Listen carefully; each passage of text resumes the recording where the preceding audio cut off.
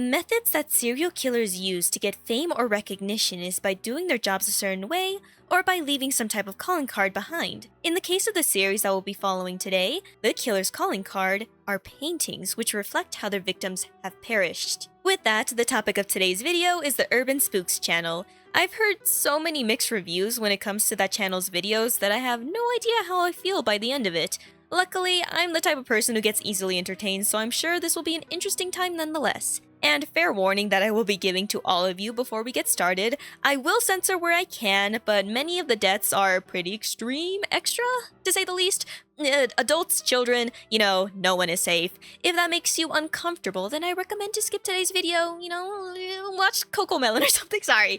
But if you're cool with the weirdness, then feel free to stick around. And if you've never watched any of the videos and you want to check them out first, the links are in the description, but if you're more interested to hear my recap and my thoughts, all that good jazz, good. You're hearing me yap today. Now sit back, relax, don't provoke a painter, leave a like on the video, please. And as always, my name is Rip Estrella. Let's explore. Analog horror. Faces. The story begins with the sounds of sirens before seeing text explaining to us that 6 months ago the police discovered an abandoned storage area with 3 paintings titled after recent murders. These are the following victims of these murders: Carla, Jackie, and James. Carla's painting is titled Carla's Teeth, in which her body was discovered with multiple stab wounds, but also all of her teeth were missing. Then there's Jackie's painting, which is titled Floating Jackie. She also has multiple stab wounds, but she was found drowned. And lastly, James, whose painting is titled James' Secret Face. And according to the autopsy, he didn't have his face for several days. Then 2 months following after this discovery, several more paintings were found. However, their titles didn't seem connected to any known cases. We get shown those paintings, but unless they become important later on, I'm not going to bother showing them. Anyways, back to the important stuff. The police spread the news of these paintings in hopes to save anyone who might be depicted in them because these paintings could be hinting to future crimes if the murders didn't happen yet. After this announcement, unexpectedly the police received 3 photos in the mail, all having titles.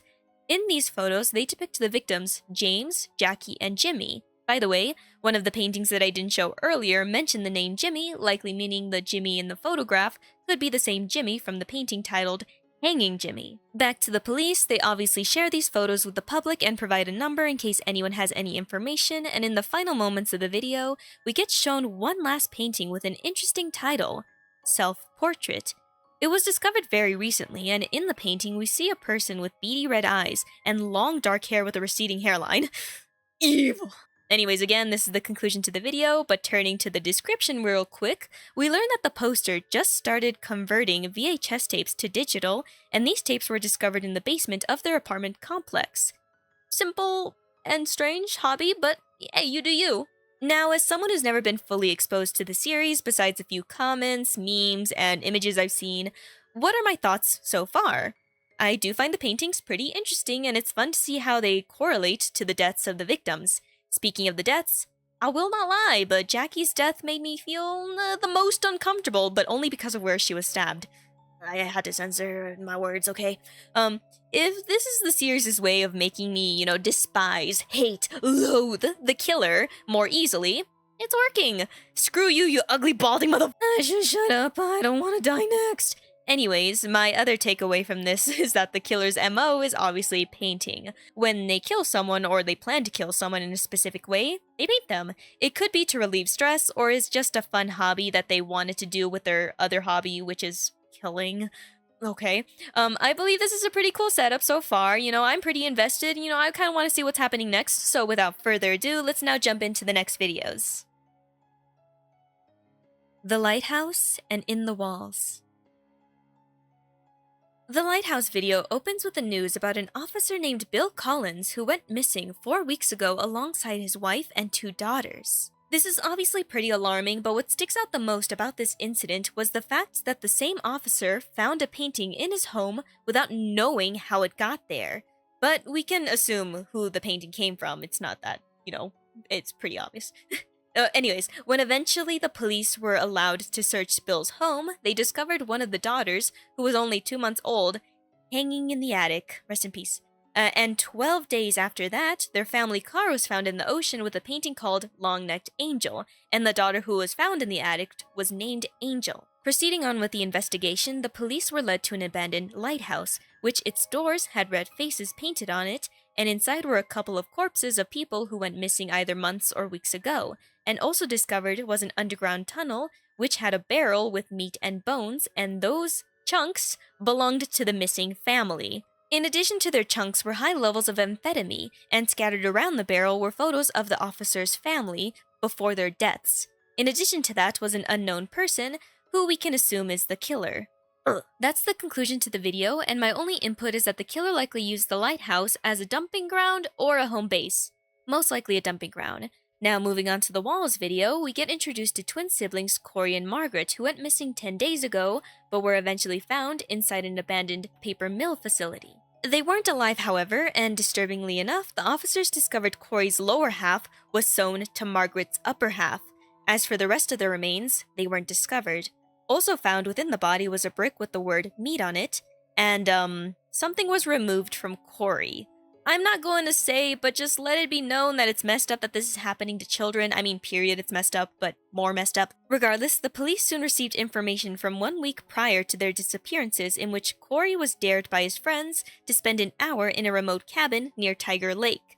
He followed through with that dare and went inside alone with a digital camera as his friends waited outside, but 4 minutes later, he came out screaming, claiming that he saw a face, and it was noted that his left arm had a bruise. Thanks to this statement, the officers of course go on to investigate the cabin and discovered a crawlspace inside the walls. They also discovered Corey's dropped camera, which we get shown its contents, and as you can probably guess, we see a face at some point. Ugh. And the conclusion of the video was a phone number and a message asking for assistance if anyone recognizes the face.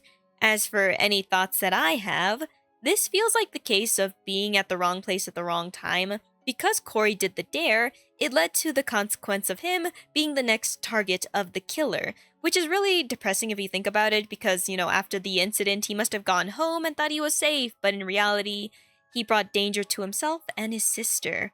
Damn. Let's now continue with the series. The Clue, Witness. In the Clue video, we first get introduced to an investigator named Sean who's been assisting the authorities with locating victims. An example of one of these victims is a man named Tom Harris, which it's assumed that the killer climbed the drain pipes in order to access his apartment, which was on the 3rd floor. Weird dedication, but alright. Anyways, the day his body was found, the police first discovered a pile of hardened candle wax, which you can probably assume where Tom's body's at, inside the wax. In addition to that discovery, his arms and eyelids were, for whatever reason, cut off, and strangely enough, there's a 3rd arm inside the wax with him, but it's not discovered whom it belongs to. So, moving on from that, remember the investigator Sean, the one who was just mentioned seconds ago?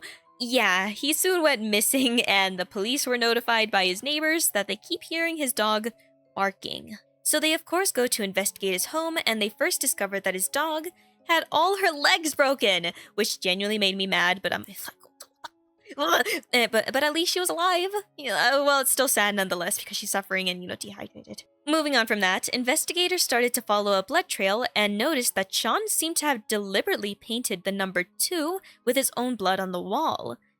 And later after that, when they move on to his bedroom, a painting was found which resembled Sean, and its title is The Man in the Pipes. Ooh. We also get told about surveillance cameras that Sean had set up, which shows the perpetrator entering through the basement, but they were sadly damaged, the cameras. However, there was one photo which was saved in which we see the perpetrator reaching for the camera. That's the end of the video, and before moving on to the next, let's first talk about the number that was painted with Sean's blood. I believe this was his way of alerting the authorities that it isn't one killer doing all the dirty work, but instead there's 2 people involved. That's my only takeaway, so let's now move on to the witness video. In that video, it opens with 3 missing people: Tina, her boyfriend Jack, and her younger sister, Flora. Before going missing, the 3 were going on a road trip for Tina's birthday, but as you can assume, things didn't end well. Just 2 days ago, Jack's car was found in the woods with visible signs of a struggle and a painting inside. The title of the painting is Flower Face Flora, and during the search, screams could be heard deeper within the woods. The screams were obviously followed by the police, and they discovered Tina tied to a tree with her feet and arms gone. However, she was still somehow alive and conscious. Sadly, the same can be said about her sister, whose corpse was found shortly after, in which her head was smashed by a hammer. Now back to Tina, she claims that the culprit was still around. However, no one was discovered in the area, so they escorted her away, while other officers continued to investigate, just in case. And as they returned back to the car, another painting was found, which might have been put there very recently, and it had a title which was hastily written, and it reads, Long Jack. Sadly, Jack's body was never found, so moving on to Tina's testimony, she tells the officers what happened. She woke up in the car to discover that Jack was gone, and then after that, it must have been a bit of a blur because she remembered being tied to a tree and getting injected by something. She also remembers her sister's screams and her face, which made her break down a bit, but let's now move on to the juicy part. An illustration of the culprit, which Tina helped by providing details. Here it is. Yeah, still creepy. And that's the end of the video. Honestly, I'm not sure if the killer purposely let Tina live because of the fact that the second painting had to be hurriedly placed at the car and the title was likely freshly written.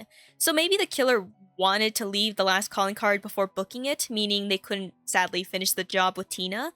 But that's just an assumption. The killer does seem to enjoy leaving little clues behind like their paintings, so maybe leaving a witness was just another thing that got them excited about doing their evil deeds. Unless, they didn't want to get caught, of course, so they're like, I'll just leave my painting here. Tina, I'll get you next time.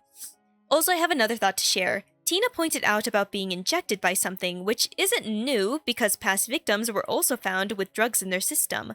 So, specifically the barrel ones, if you need a reminder. So, I'm assuming the killer likely injected these people to prolong their torture, to make it so they can have the satisfaction of killing them in a stretched long amount of time, which is obviously messed up.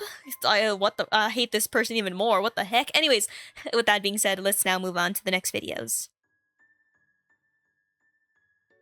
Pigs. Family. Like many of the previous videos, we get introduced to missing people. This time it's an officer named Ian Ford and his wife. So the first place that officers investigated was their farm, in which an awful stench was coming from their barn. Inside was the wife's corpse, in which her hands were discovered to be handcuffed to a pole, but they were separated from her body. Ugh. A horse was also found dead nearby, and a bloody mattress with drugs and medical supplies.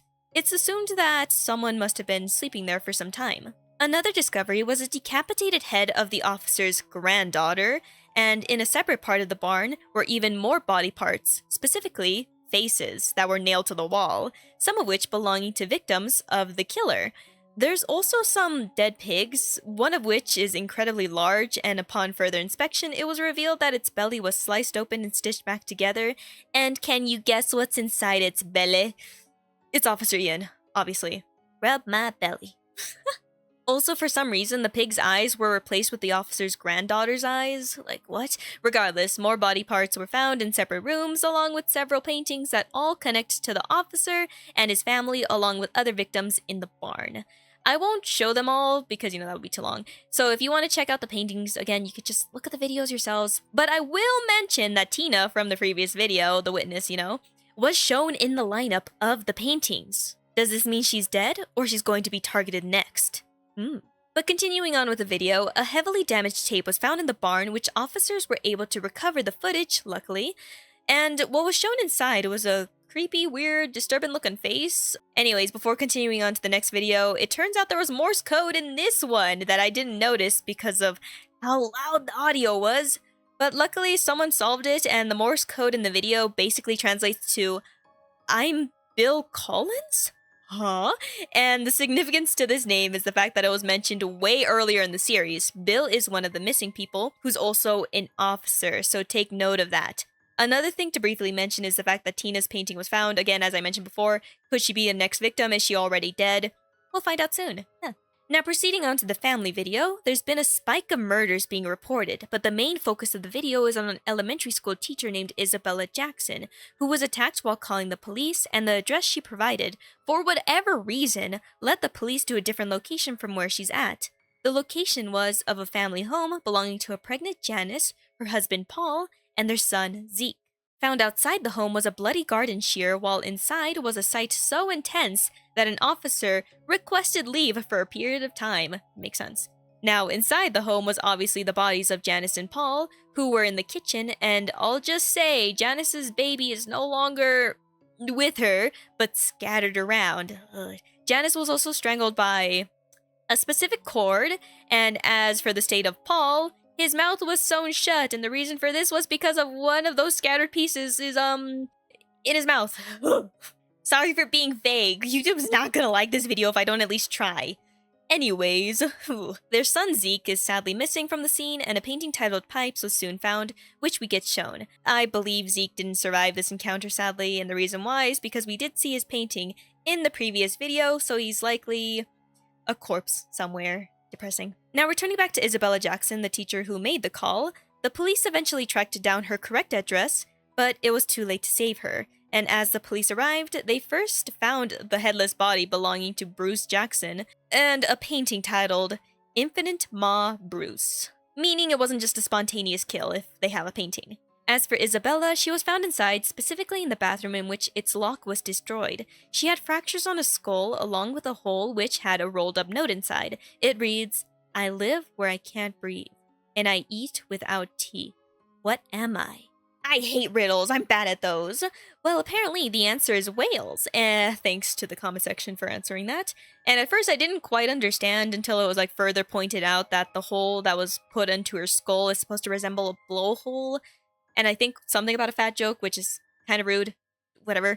Anyways, a big clue was also discovered at the scene, which was a set of 2 footprints. This is just confirmation that there's more than one culprit involved, and as for the reason why Isabella gave the wrong address to the 911 operator, who knows? Speaking of which, the video actually goes on to share the call, and I want to say, good job to the voice of Isabella. It made my stomach turn a bit, ugh. I mean, I will not lie, in general, listening to 911 calls will make anyone feel a little nauseous, a little sick, but this one's fantastic. Fantastic in a sense that it made me feel sad. Regardless, that's the conclusion to the video, and there's not really much new information besides the confirmation that there's 2 killers.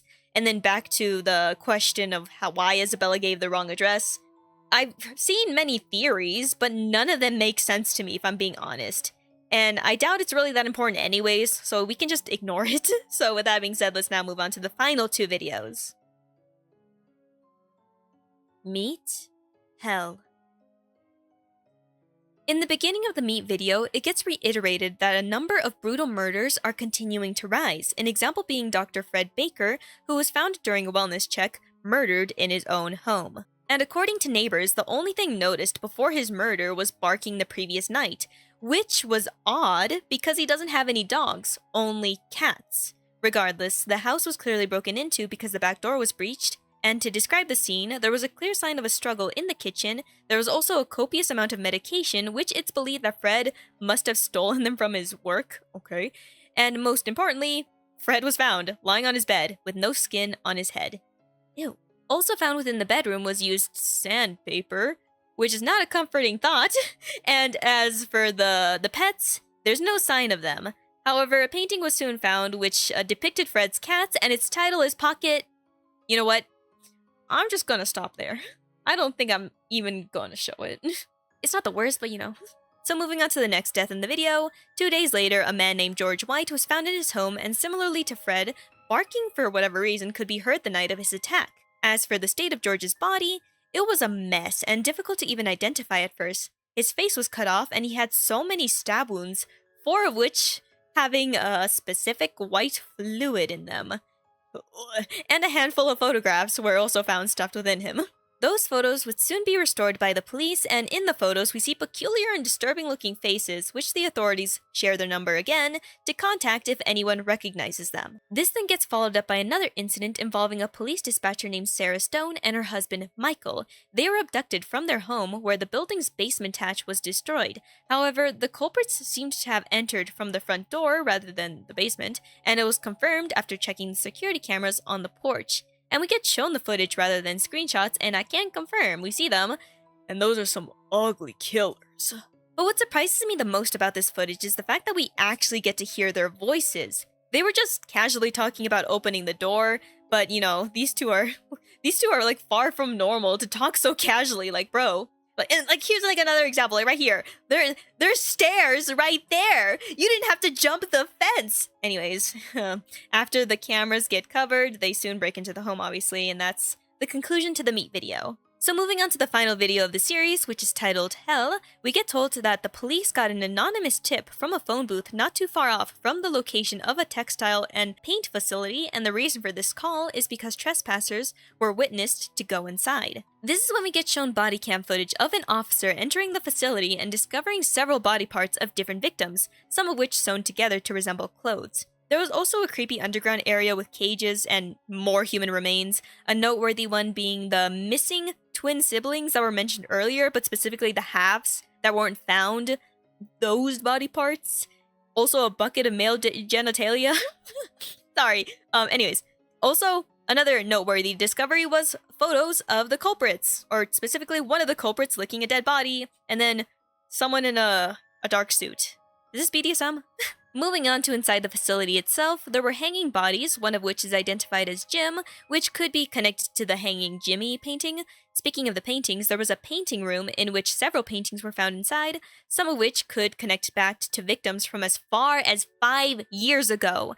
There was also an unfinished painting, and the more the officer investigated, the more obvious whose shelter this is. But back to the investigation, a missing family was found in a separate room, but not alive due to a chain going through them, ew, and they all are in different states of decay, indicating that some of them probably took longer to die than others. Oof. After this, the officer finds the basement, in which obviously more bodies were found, and some of them were partially eaten. Ew. The identities of these bodies are unknown, but the missing officer Sarah and her husband were found, sadly in a disturbing situation where they were force-fed rocks and their mouths were sewn to the others, Anyways, the officer eventually finds a sewer system, which is important because inside was the turning point to the case. A lot of writing on the walls, but one sentence stood out the most, and it reads, "Once you've been to hell, you never come back."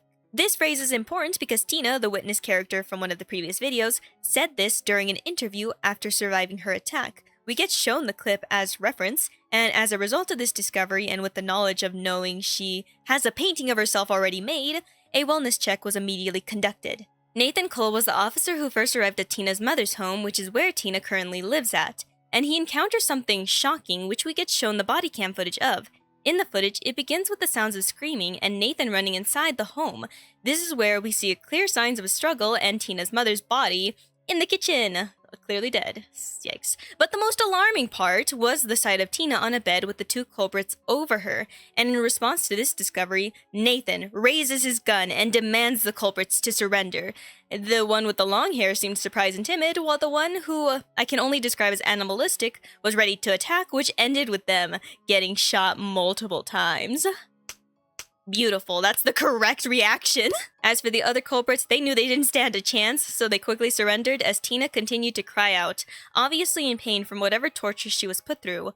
Poor girl. We actually get to see the extent of what happened to her, and it turns out her eyes and ears were punctured with knitting needles. And as a result of these injuries, she wasn't even aware that she was getting rescued, which is why we continued to hear her screams in the background even after the culprits got shot/surrendered. Speaking of the culprits, the one that was shot, who has a mask on, was soon revealed to be Bill Collins, and if you need a reminder, once again, it was mentioned in the Lighthouse video. Specifically, he was a police officer that went missing alongside his family, but it was eventually discovered in a barrel once, the one that has, meat chunks and bones, that one. At the time, it was assumed he was dead since his remains were also found with his family, so this discovery was obviously surprising, but we kind of had an assumption, because it says, "I am Bill Collins," like that one little Morse code segment. You're like, yeah, that's suspicious.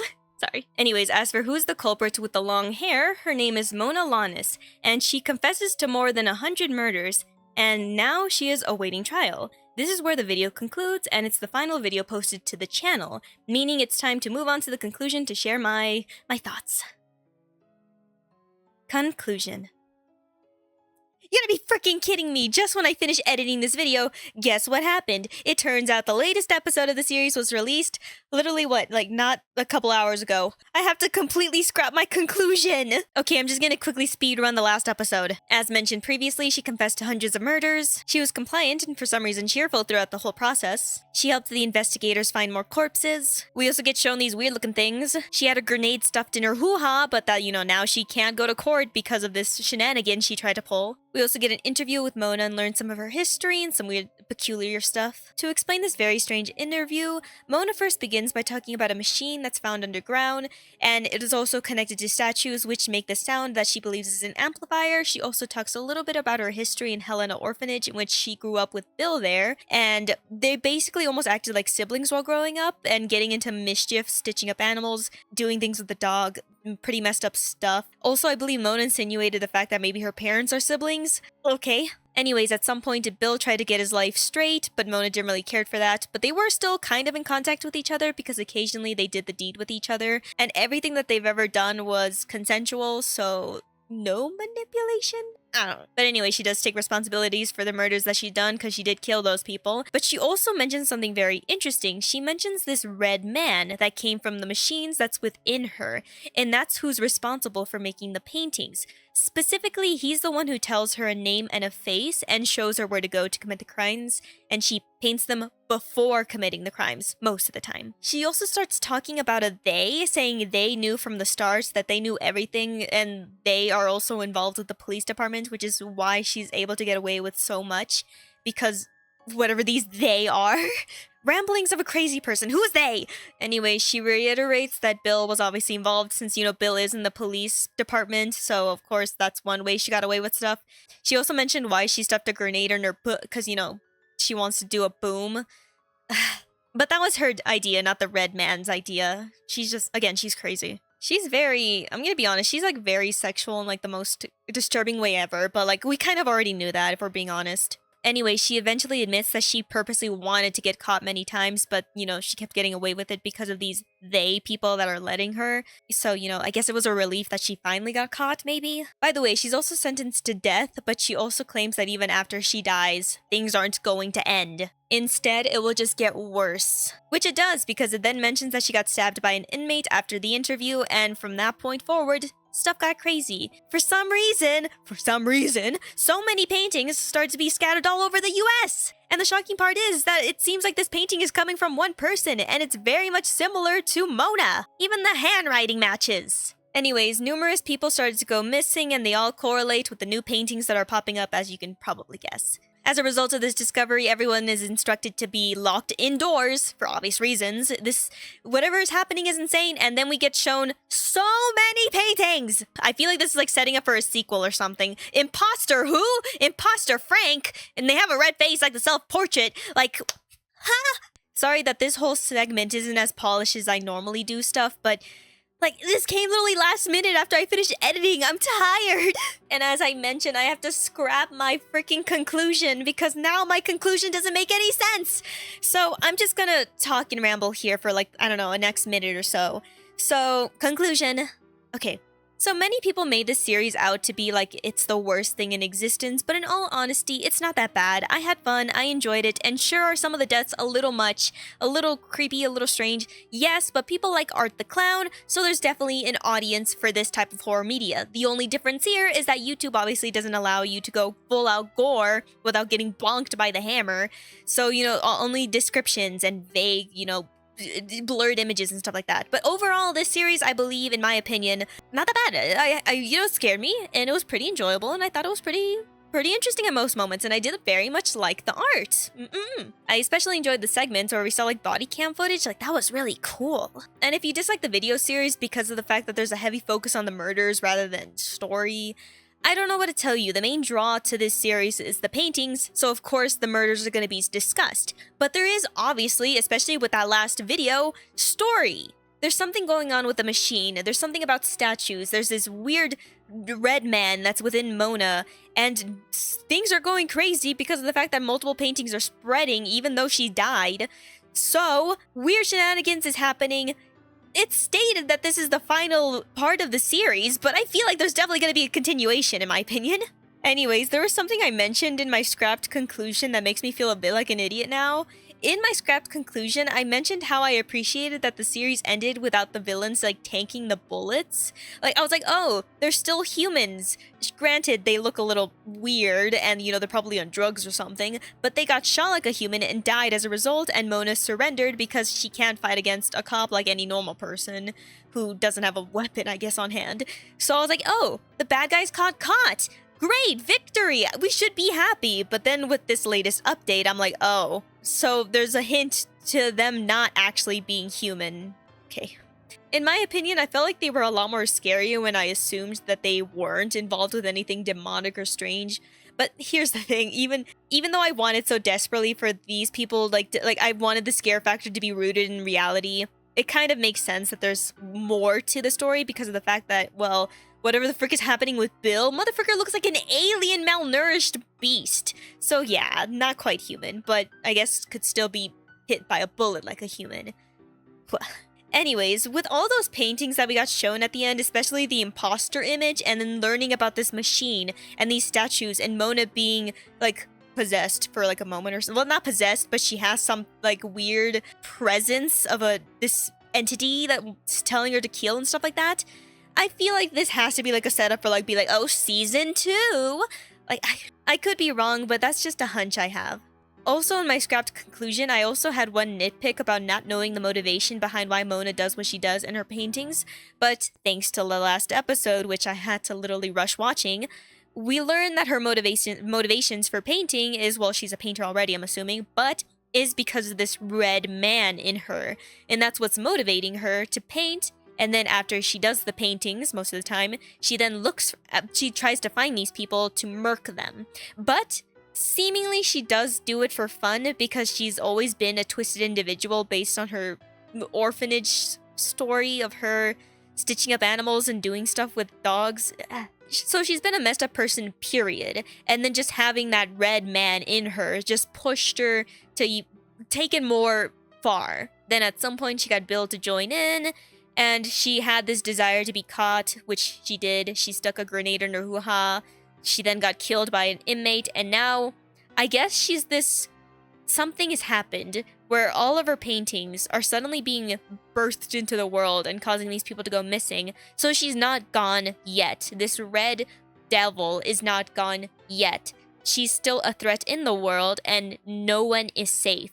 And that's where like the series became a weird murder mystery of a serial killer that we assumed was a person that's human to suddenly something supernatural. So again, if there is going to be a season 2, I will not lie, I'm actually kind of interested. Look, as I mentioned before, I'm the type of person who gets amused very, very easily. And like, if there is ever going to be more to the series for whatever reason, if like the creator, UrbanSPOOKs, is like, yo, maybe I do want to continue this. Hey, they already got a setup ready. Which honestly, I feel like the latest episode just left me with more questions than answers. But hey, I'm here for it. Also mentioned in my scrapped conclusion is that I feel like maybe some people don't like the series because of how grotesque the killers are. But here's the thing, I feel like the series purposely made the killers that way because they wanted us to hate them, so by the time they got arrested and killed, we were rooting for the police. Which, you know, great, that's great and all, but again, final episode, paintings popping up. That was a short-lived victory. And look, I'm sorry if this conclusion is kind of boring visual-wise because it's literally just me talking straight at you. But look, I'm tired of editing! This video literally just came out 5 hours ago! Just be happy that I included it here instead of just ignoring it because I could have done that. But no, I committed to making a video on the series, so I'm gonna do it. If a new part comes out, I'm gonna obviously mention it. With that, this is the conclusion to my video on UrbanSPOOKs, and I have the links to the channel in the description if you're curious to see the uncensored stuff. And if you made it this far into the video, I hope that means you enjoyed it, so please don't forget to like the video and leave a comment, it helps with the algorithm. And if you like my content, you're welcome to subscribe, it's free and I try to upload every week, making me a good source to introduce you to new and old stuff. And as always, my name is Felipe Estrella. I better not catch you dying on me. Goodbye!